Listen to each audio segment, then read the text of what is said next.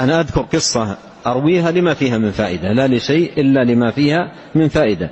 سنة من السنوات الماضية في ليلة 27 كنت خارجا مع الوالد والجد رحمه الله إلى الحرم لصلاة التراويح، وإذا سيارة بعيدة عن البيت، وإذا الموسيقى عالية في ليلة 27 الليلة التي تحرى أكثر أن تكون ليلة القدر.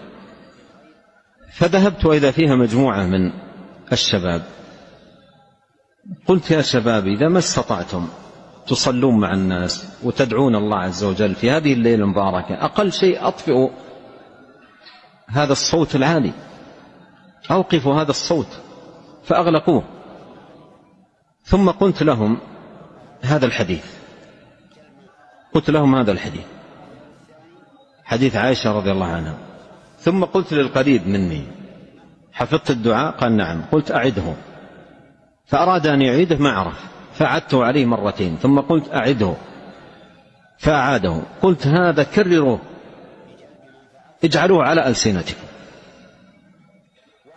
ثم بعدها أنا نسيت القصة، بعدها بتقريبا 5 أو 6 سنوات ذهبت إلى جهة دينية في إحدى المدن والتقيت بالعاملين فيها، ولما انتهيت جاء وجلس بجنبي شاب ملتحي سماه الخير، قال لي تذكر الشباب الذين قصتهم كذا وكذا؟